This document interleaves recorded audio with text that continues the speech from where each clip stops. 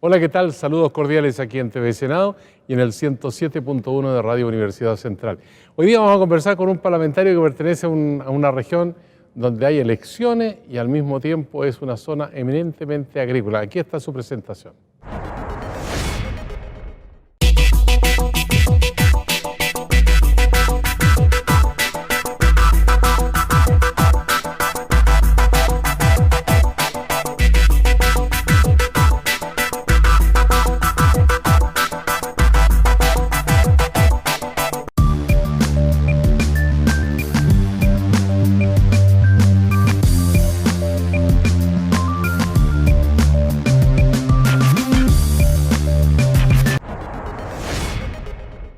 Bueno, senador Narváez, lo he relajado a usted, ¿eh? Bueno, no ser candidato hoy día es señal de relajo para un parlamentario, porque claro, los parlamentarios en su mayoría están, todos los diputados, una parte muy importante, y la mitad de los senadores están de alguna forma compitiendo por una reelección. Yo personalmente, después de 3 periodos de senador, es decir, 24 años, tomé la decisión de no ir a la reelección porque me parece importante la renovación. Así es que, desde el punto de vista personal, esta elección es la mejor elección que he tenido nunca, porque cuando más relajado he estado.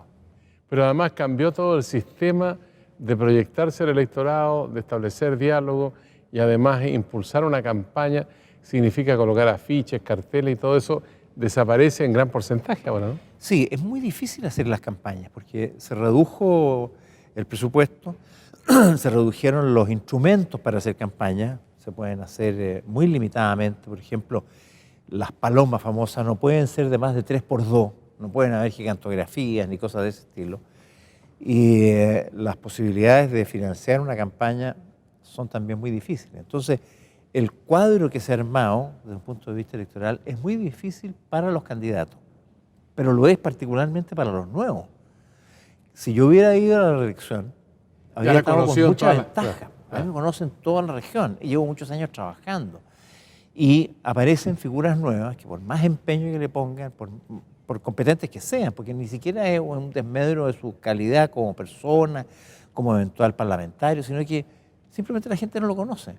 Y es más fácil en eso votar por alguien conocido que estar experimentando o aventurando nombres. Entonces, aquí algo vamos a tener que hacer para revisar el sistema electoral y el sistema de financiamiento de las campañas, porque hay una diferencia desde el punto de vista de las ventajas que tienen los candidatos conocidos, por lo tanto, los que ya están en el cargo, respecto de los nuevos. Y si queremos de tiempo en tiempo ir produciendo renovación, bueno, es importante que los que desafían a los parlamentarios existentes tengan una verdadera opción, porque si no, es una burla. Pero no ha habido un cambio sustantivo, por ejemplo, en cuántas veces puede ser senador un parlamentario. No hay limitaciones. Hay un proyecto que las limita, pero no ha tenido suficiente respaldo. Yo soy partidario de ello, por eso que estoy renunciando. No estoy yéndome porque no me gusta el trabajo, me encanta. Creo que ser senador es una tarea muy atractiva, de buen contacto con la gente, y el trabajo legislativo me gusta mucho. Ya lo conozco y por lo tanto estoy en mis anchas. Pero igual la gente que represento creo que es bueno que tenga miradas renovadas, gente distinta. Y como dicen por ahí, escoba nueva barre mejor, así es que está bien que haya eso. Pero la ley hoy día, la Constitución, no establece limitaciones en el caso de los parlamentarios para su reelección. Ahora, hay una cantidad de dinero que el servicio electoral le devuelve a los candidatos por cada voto que obtienen. Así es poco más de 600 pesos, 700 pesos, que no es mucho, es poco para los candidatos, porque los gastos son muchos. Yo estaba viendo ahora los presupuestos de candidatos amigos, yo estoy tratando de ayudar a la mayor cantidad que puedo, y veo, por ejemplo, en mi región, en donde la radio es muy importante, las tarifas de la radio son gigantescas. Ahora, claro, ser candidato en Santiago es mucho más difícil porque las únicas formas son con radios que no son de Santiago, son radios nacionales y tienen tarifas todavía más caras. Es muy difícil, muy difícil. Por lo tanto, el tema económico es lo que está limitando las posibilidades de las campañas y favoreciendo a los candidatos. Y hay que recordar que los distritos crecieron. Yo soy hoy día senador del Maule Sur y hay un senador del Maule Norte. La elección es de todo el Maule. O sea, si yo hubiera ido a la reelección, habría tenido que postular por todo el Maule. Entonces, estoy creciendo de 11 comunas a 30. O sea, la posibilidad de estar en las 30 comunas, de tener contacto, de hacer presencia, de hacer publicidad, de hacer reuniones, es muy difícil. Y eso requiere de recursos. Y nadie, porque aquí, por lo menos una cosa es cierta, están todos parejitos. Nadie se ha disparado con plata. En las últimas elecciones municipales, nosotros, yo en ese minuto era el presidente de la Unión Demócrata Independiente, tuvimos el cuarto presupuesto, el quinto presupuesto, hubo varios partidos que tuvieron un mejor presupuesto que nosotros. Y así todos nosotros ganamos, salimos con la mayor votación y por lo tanto no hubo una correlación directa entre recursos y resultados, lo cual es muy positivo, pero obliga a hacer un esfuerzo distinto. Hoy día se hace lo que me atrevo a llamar un puerta a puerta digital, porque el puerta a puerta en 30 comunas es imposible, pero un puerta a puerta digital por redes sociales, internet, correo electrónico, en fin, me refiero a Instagram, Twitter, Facebook, todo eso son los mecanismos que se están utilizando ahora para hacer, en lugar del casa a casa, este puerta a puerta digital vía medios modernos, medios tecnológicos. ¿En qué se puede gastar la plata, por ejemplo, en una campaña de acuerdo con la ley? Si yo soy candidato a diputado o senador, ¿puedo hacer una comida para 300 personas y financiarla con aporte de los amigos? Sí, los amigos pueden hacer esa comida y financiarla, pero yo tengo que registrarla y los amigos tienen que poner su nombre para que quede en la contabilidad, porque esa comida tiene un valor y yo tengo que declarar ese valor y tengo que financiarla. Si, por ejemplo, una persona que me simpatiza y quiere que yo sea senador de nuevo y me dice, ya, yo te voy a poner una casa, te la presto por lo que dure la campaña y te voy a poner 2 autos. Todo eso es un aporte económico y yo tengo que valorizar. Ya. Y por lo tanto, todo se traduce en plata. Tú puedes hacer muchas cosas, tienes un presupuesto tope, pero después la pregunta es cómo se financia. Hoy día las empresas no pueden aportar recursos y solamente lo pueden hacer las personas naturales. Y las personas naturales tienen topes para dar. Y la gente que quiere dar en forma anónima. Entonces el tope es mucho más bajo. ¿Se puede dar anónimamente? Sí, se puede dar, pero son 500.000 pesos el tope, que es bajo para la cantidad de recursos que se requiere. Eso significa que para poder financiar una campaña tú necesitas miles de personas que te den eso. Y en Chile la gente no está acostumbrada a meterse la mano al bolsillo y apoyar políticos. Y estaremos de acuerdo, no es el mejor minuto para apoyar políticos, no estamos en el minuto de nuestro mayor prestigio. Ahora, siendo un hombre, Hernán Larraín, senador de la República, con toda la experiencia, 24 años en el Senado, ¿cuál es la mirada que tiene con respecto a la aspiración de la ciudadanía? ¿En qué sentido? Que la ciudadanía quiere democracia, le gusta la democracia, pero no quiere partidos políticos ni políticos. Bueno, yo sé que hay un momento de mucho malestar y esto es un malestar que se expresa mucho en la política y en los partidos, pero que atraviesa las instituciones. O sea, cuando uno ve que la iglesia está desacreditada, el Poder Judicial, las ANFP, es decir, los problemas que han habido en el último tiempo han desacreditado a las instituciones en general, pero es particularmente grave cuando se trata de las instituciones políticas, partidos y otros, porque lo que se debilita al final es la democracia. No tenemos un mejor sistema, este es el sistema y por lo tanto tenemos que cuidarlo. Esa es una responsabilidad nuestra. Ahora, hay también un efecto distinto. Yo no siento, por ejemplo, cuando estoy en mi región, un rechazo directo. Es como cuando le preguntan a la gente, ¿te gusta la escuela de tus hijos? Sí, me gusta mi escuela, sus profesores son muy jugados. ¿Cómo crees tú que es la educación en Chile? No, muy mala. Hay siempre una relación que es favorable en la relación personal con tu parlamentario, con tu representante, pero con el mundo de los representantes, con todos los parlamentarios, con el Congreso, la relación es muy mala. Ahí hay un problema. Y eso tiene que ver con nosotros. Por eso que hay un trabajo que se ha estado haciendo. Uno, hemos desarrollado una agenda de transparencia y probidad intensa. De transparencia para que la gente sepa exactamente lo que hacemos en nuestras actividades y con los recursos que nos dan para desarrollarlas. Y de probidad para asegurar comportamientos éticos de un cierto nivel y jerarquía definitivo. Ese es un camino. Y lo otro, que esta es la parte más difícil, es ser efectivo en lo que se hace. Yo tengo la impresión de que mucha gente piensa que los parlamentarios perdemos el tiempo, que los gobiernos responden a las inquietudes de la gente. O sea, no somos efectivos en nuestro trabajo. Y eso es más difícil de acreditar. También tenemos que hacer un mejor esfuerzo, pero yo, de lo que conozco y como conversamos, yo he estado con el gobierno de Frey, el gobierno de Lago, Bachelet 1, Piñera y Bachelet 2, con 5 gobiernos. Y yo diría que en general la gente, más allá de los colores políticos, la gente que trabaja en el mundo político, en el gobierno y en el Congreso, es mejor de la opinión generalizada de la gente. Hay más esfuerzo, hay más sacrificio. Ahora, que hay fresco, que hay pillos, los hay. Pero ¿dónde no los hay? Desgraciadamente es parte como de la condición humana. Y en política lo que ocurre es que los defectos se notan más que en otras partes.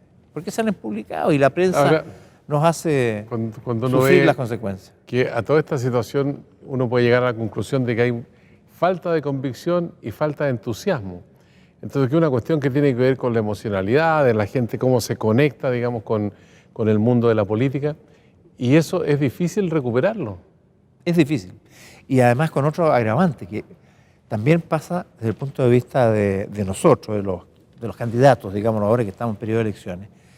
También el hecho de que un candidato sea más simpático, más alegre, más bueno para la talla, le favorece, por así decirlo, en su comunicación con la gente respecto del otro que es más serio, pero que a lo mejor puede ser más estudioso, más trabajador, el que puede tener las mejores propuestas, pero no tiene ese grado de comunicación con la gente. Es difícil transmitir a veces lo que uno hace. Y en el caso de los parlamentarios, la dificultad mayor que tenemos es que nosotros no le resolvemos el problema a la gente directamente. O sea, cuando alguien necesita una vivienda, postula un subsidio habitacional. Nosotros no tenemos nada que hacer en eso. Aprobar los presupuestos, la legislación general respecto La cuestión más global. Siempre cosas globales y abstractas. Y no la solución directa del que tiene necesidad de una mejor escuela, una vivienda, o mejor salud, o mejor transporte. Eso lo puede hacer o el gobierno, que tiene instrumentos y ministerios y va en la corta, en el contacto más directo con la gente, o los municipios, que en su ámbito también dan respuestas más concretas. Nosotros lo que hacemos es difícil de mostrar. Yo estoy haciendo una cuenta de lo que han sido estos 24 años. Y claro, yo digo, tengo mucho que mostrar, pero ¿cómo lo explico? ¿Cómo explico lo que yo hice, por ejemplo, ahora en la ley del CERNAC, para defender los derechos de los consumidores? Algo que es muy importante. Pero lo que yo hice fueron indicaciones, propuestas, discusiones para mejorar el proyecto de ley. No lo que puede decir alguien del gobierno, no, yo acogí la demanda de no sé quién y sancioné a este por abuso. Es un plano distinto. Y el plano distinto, desde el punto de vista de la percepción ciudadana, se ve más lo que hace un gobierno, un alcalde, que lo que hace un parlamentario. Y explicarlo es todavía más difícil. Pero bueno. Ahora, todo el fenómeno de la corrupción que ha permeado a la sociedad chilena y al mundo de la política, ¿en qué momento se termina? Porque hemos visto, por ejemplo, en último tiempo, Carabineros de Chile, que es la institución que hasta ese momento era de mayor prestigio, están involucrados en un fraude de 25.000, 27.000 millones. Hay como 120 personas involucradas y eso todavía puede continuar. Entonces, por otra parte, la gente está pidiendo también más seguridad ciudadana, ¿no? Que no existan los portonazos, los asaltos, los robos y todo eso. Entonces, ahí tenemos otro nudo que es muy importante cuando la ciudadanía pierde la confianza en la policía, que era la que ostentaba el título de mayor seriedad en la sociedad chilena. Bueno, no ha sido fácil eso, porque efectivamente yo estoy preocupado porque el tema de la corrupción no se ha logrado contener en general. Hay de distintos niveles, pero hay brotes de corrupción más generalizados. Yo no diría que el país es hoy día un país corrupto, pero que hay señales que son preocupantes, las hay.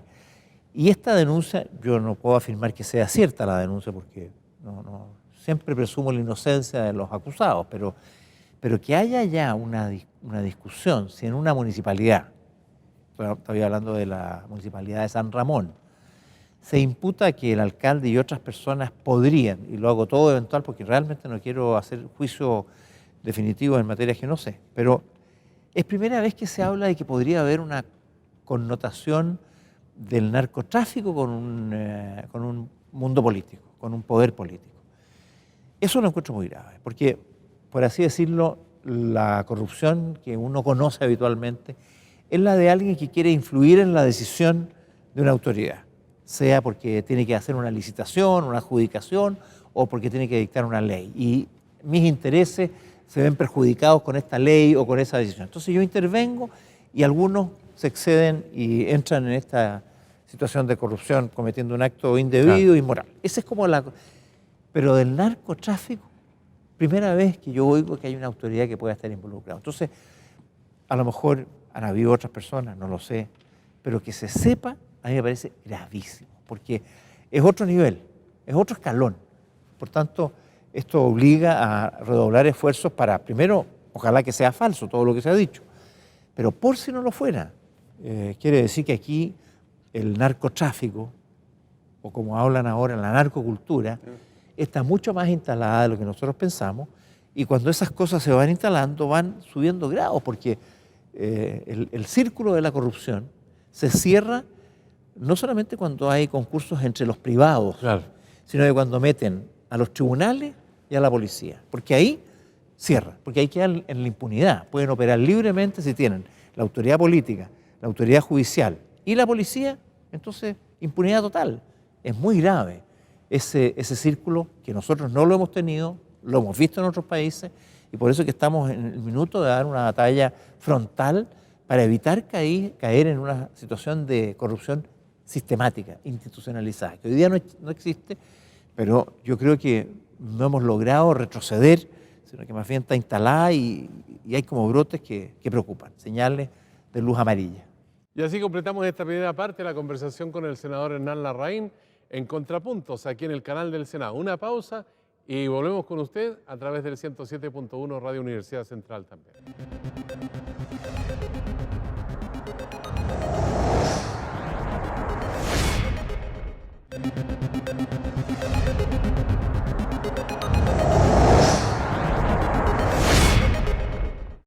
Ya estamos de vuelta aquí en TV Senado y en Contrapunto con el senador Hernán Larraín y a través del 107.1 de Radio Universidad Central.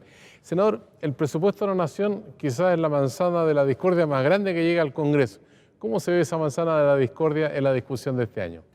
Bueno, es que es una ley fundamental. Yo creo que la gente no siempre a lo mejor se da cuenta de su importancia. Es la que le fija los recursos a todos los ministerios, a todo el sector público. Entonces, cuando alguien dice, bueno, ¿y qué es lo que puede hacer el Ministerio de Educación, el Ministerio de Justicia, cualquiera, el Ministerio de la Vivienda? Bueno, puede hacer según la cantidad de plata que le den. Y eso es lo que se discute ahora. ¿Cuánta plata se le va a dar a cada ministerio, a cada sector, a cada servicio, para que cumpla con su misión? Eso ahora, es lo complicado. ¿El total no llega a los 70.000 millones de dólares este año? No llega. A pesar de que el crecimiento del presupuesto es significativo. 3,9%. 3,9%, y yo creo que es casi responsable, porque Chile ha estado creciendo en promedio en estos últimos años entre el 1,5 y el 2. 1,7, 1,8, no sé. Eso va a ser el promedio de crecimiento del actual gobierno de la presidenta Bachelet.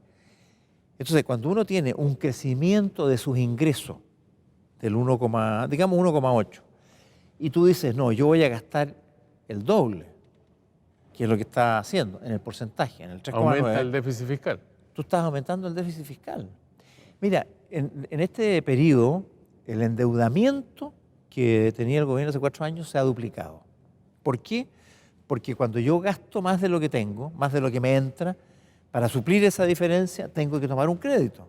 Es obvio, ¿no es cierto? Eso le pasa a cualquier persona que si gasta más, ¿cómo financia la diferencia? Tiene que pedirle plata prestada al banco, a un amigo o a quien sea. O sea, la deuda en este momento alcanza casi un cuarto de la torta. La torta son 250.000 millones de dólares, o sea, el Producto Interno Bruto anual. Exactamente. Ya. Y la deuda llega ya a los 60.000 millones de dólares. Está llegando a, es como 22, 23, un poco menos de esa cifra, pero se ha incrementado, se ha duplicado, ¿no? Ha pasado del 12, 13 al 24. Entonces, en ese escenario es difícil. Y yo por eso que en este caso es muy poco lo que uno puede hacer, porque el gobierno es el que tiene la iniciativa y uno lo que puede hacer como parlamentario, como Congreso, a lo más es reducir una partida, pero no puede aumentar. Por lo tanto, cuando no hay plata, lo único que puede uno es decir, oiga, ¿por qué está haciendo esto aquí? ¿Por qué no está haciendo esto acá? Y hay algunos temas que nos preocupan.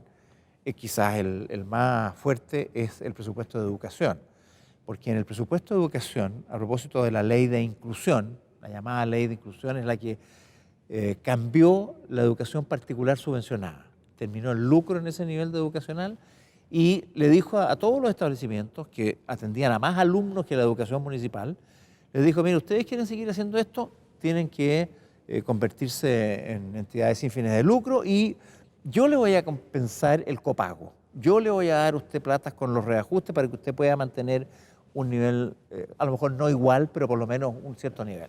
¿Qué pasó? En este presupuesto, esas platas que se comprometieron no vienen incorporadas. Y por lo tanto, hubo establecimientos particulares subvencionados que hoy día no cobran copago, no cobran ninguna plata adicional, pero que suponían que esa plata que no les está entrando se las iba a poner el fisco y no se las puso. O sea, aquí está. Pero no se va a reponer eso, dijo la ministra, ¿no? Dijo que se reponía y anunció por la prensa, yo no sé si eso está confirmado, yo lo pregunté en un tuit, ¿será verdad esto? Dice que se va a financiar con la plata que se va para la subvención de los alumnos preferenciales, esto es, los alumnos más vulnerables. Esta es una subvención que se da para que los establecimientos puedan ayudar, sea en platas directas para los alumnos más vulnerables que tienen o en medios, apoyos, a veces asesoría psicológica o de otro tipo, para ayudar a los alumnos más vulnerables en el sector público o particular subvencionado. Eso se estaría reduciendo para financiar lo otro, lo que me parece a mí un disparate, porque ¿cómo vamos a estar apoyando a la educación para fortalecer la gratuidad a costa de quitarle la plata que va directamente al bolsillo de los alumnos más vulnerables? Eso no me parece sensato. Entonces, aquí va a haber una discusión grande. Hay también platas en el presupuesto de investigación, de ciencia y tecnología, que no se están complementando de una manera adecuada. O sea, cuando uno empieza a mirar, hay algunas áreas en donde hay mucho paño que cortar. Ahora, le hago una pregunta a propósito que menciona ciencia y tecnología, porque el Senado de la República organiza todos los años un encuentro y vienen científicos, expertos de muchos países, y hay un insumo, un sedimento que es muy potente. Yo he revisado el material en el sitio web del Senado y uno se encuentra con documentos que aparentemente, a lo mejor en esto estoy exagerando, pero son poco examinados, poco aprovechados como para hacer una construcción en ciencia y tecnología que sirva al país.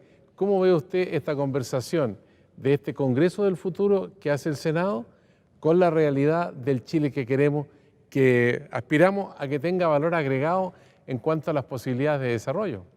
Yo pienso que el Congreso del futuro ha sido una contribución importante y creo yo que ha servido para generar una conversación pública en torno a estos temas, no desde la universidad o desde los institutos científicos, porque aparecen como interesados, sino que el hecho de que se haya hecho desde el Senado sirve para una valorización distinta y sirve para integrar, ¿no? En este mismo lugar donde estamos realizando esta conversación, se hacen las reuniones y no cabe la gente. Y hay que hacerlas con pantalla gigante para los alrededores y vía streaming, lleno. Yo me acuerdo que en uno de los años anteriores pasé por acá, por la calle Morandé, ¿no? Y había unas filas larguísimas. Y no me acordaba que se realizaban las sesiones aquí. Y pregunto, oye, ¿por qué hay tanta fila? Una fila que estaba desde compañía para el Congreso del Futuro. Bueno, entonces ahí se ha hecho algo que permite realzar y priorizar. Hay material muy atractivo, porque de alguna forma también esto sirve para divulgar, como se hace focalizado en la gente joven, esto sirve para despertar vocaciones científicas, ha tenido muy buen efecto. Pero donde no ha tenido efecto aún es en mejorar la inversión en este campo, que es muy baja. El presupuesto trae poco, parece, ¿no? Poco. Y el país gasta 0,8, 0,9% de su PIB y debería estar gastando 1,3, 1,4 por lo menos. Es lo que gastan países de desarrollo equivalente. Entonces, al no invertir en ese campo, nos vamos quedando paralizados, nos vamos quedando atrás.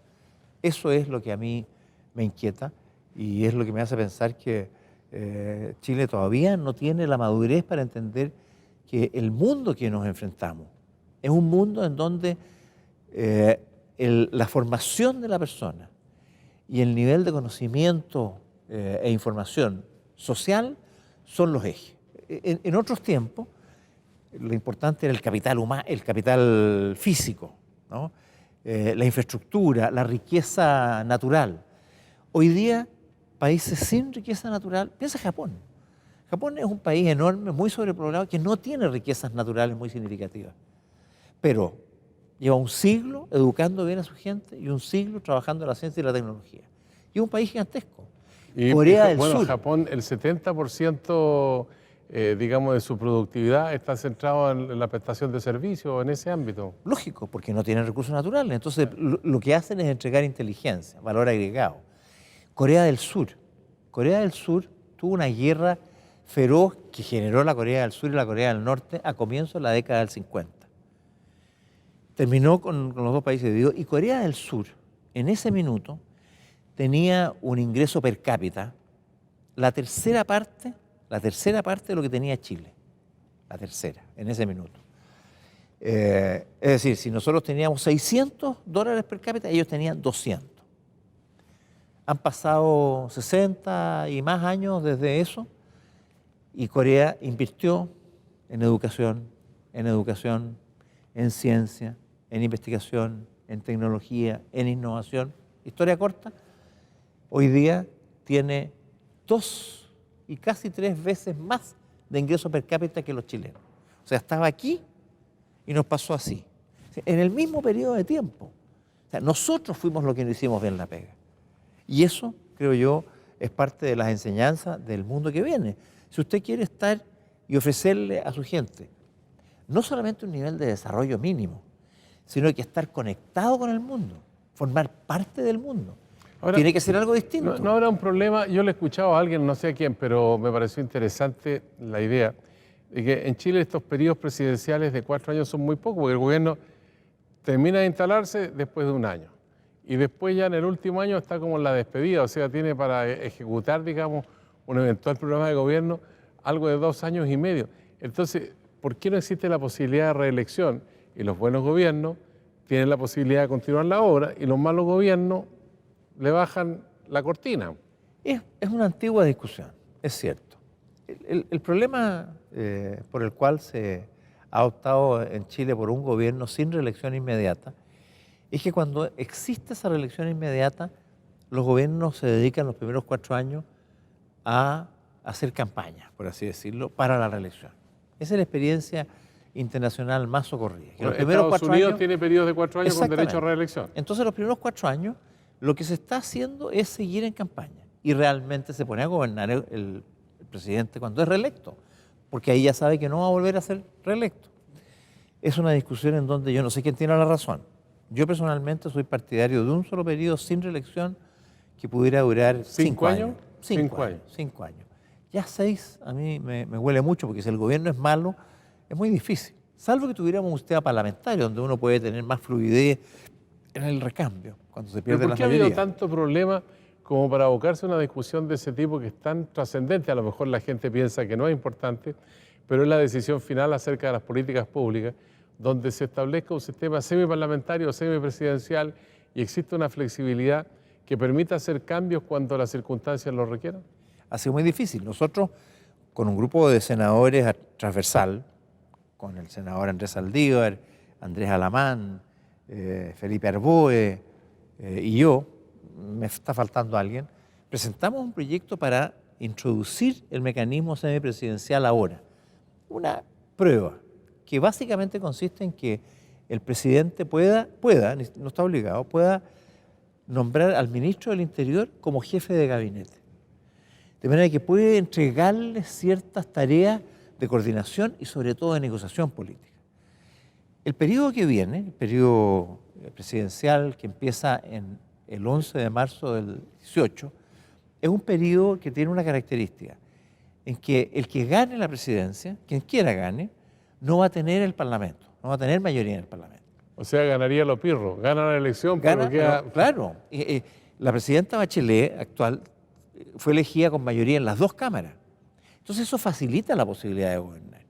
En cambio, como la realidad es esta, producto de que se aumentaron los parlamentarios, se cambió el sistema electoral, todo eso va a traer consigo esto, de que va a ser muy difícil que el que gane la elección presidencial gane además las cámaras.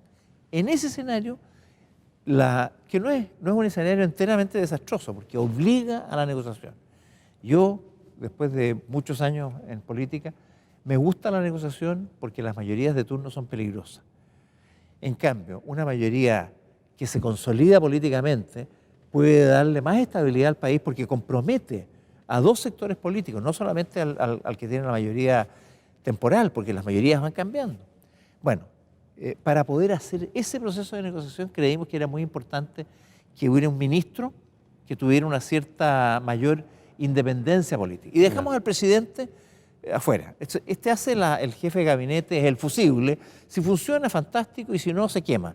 Pero el presidente se mantiene a un nivel superior. Es un esbozo de un gobierno semipresidencial que iba acompañado de la posibilidad de que la oposición, ¿dónde está la oposición? En términos democráticos e institucionales, en el Parlamento. Ese es el lugar de la oposición. Claro. Entonces, si uno llega a acuerdo con una parte de la oposición, a lo mejor el acuerdo político significa que esos líderes, alguno puede venirse al Parlamento, al gobierno, ser ministro. Ese es el otro carácter de los gobiernos parlamentarios, donde los parlamentarios son ministros. En Inglaterra no se puede ser ministro si no se es parlamentario. Ahora yo lo veo usted entusiasmado con esto y no va a ser candidato a senador, ya no lo fue, pero lo veo eventualmente, si su candidato gana la elección presidencial, lo veo de ministro. ¿Qué cartera le gustaría, por ejemplo? No, ni en broma.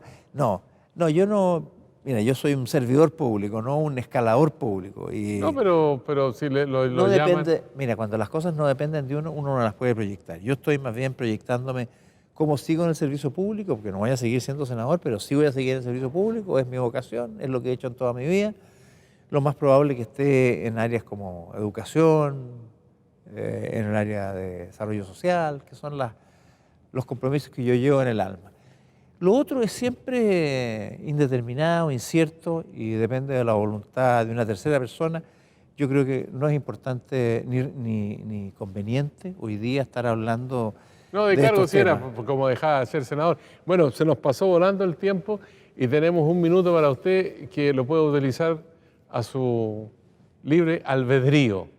Bueno, yo si tengo ese tiempo, y ya que estamos hablando de elecciones presidenciales, yo creo que estas son muy importantes.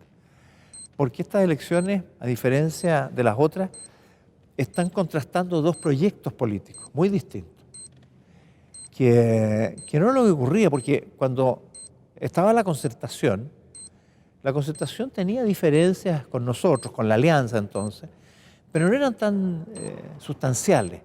Y cuando se pasó de un gobierno de la concertación a un gobierno de la alianza, no fue dramático. Pero este gobierno es un gobierno mucho más ideológico. Este concepto de la retroexcavadora y todo eso ha hecho que este sea un gobierno que haya planteado reformas muy radicales. Y por lo tanto, lo que nosotros estamos tratando de hacer con Sebastián Piñera, como se insinuaba, porque es el candidato con más probabilidades de triunfo existe, lo que estamos haciendo es tratar de hacer un proyecto político que contraste con el otro. Y no es lo mismo, por lo tanto, lo que resulte. O sea, yo entiendo que haya mucha gente que quiere impulsar y seguir con las reformas que implantó la nueva mayoría. Claro, van a querer seguir con alguien que los represente. Pero quienes queremos algo distinto, quienes no queremos seguir con esa reforma, sino que mejorar y hacer funcionar el modelo de desarrollo económico que le dio al país en los últimos 25 años este salto hacia el futuro, esta consolidación de la clase media. Queremos recuperar eso. Entonces, no son decisiones cualquiera. Y por eso yo creo que si algo podemos hacer, no le voy a pedir por quien vote, sino le voy a pedir que vaya a votar. Tampoco tampoco va a pedir un ministerio. No pido nada. Senador Hernán Solo Larraín, pido que vayan a votar porque lo que se vota es muy importante. queremos agradecerle esta conversación aquí en Contrapuntos, en el canal del Senado y en el 107.1 de Radio Universidad Central. Bueno, y estaremos conversando antes que se vaya de la Cámara Alta. De todas maneras, haremos una sesión de despedida, Eso, muchas gracias. si Dios quiere. Gracias a usted también por seguir estas conversaciones aquí en el canal del Senado.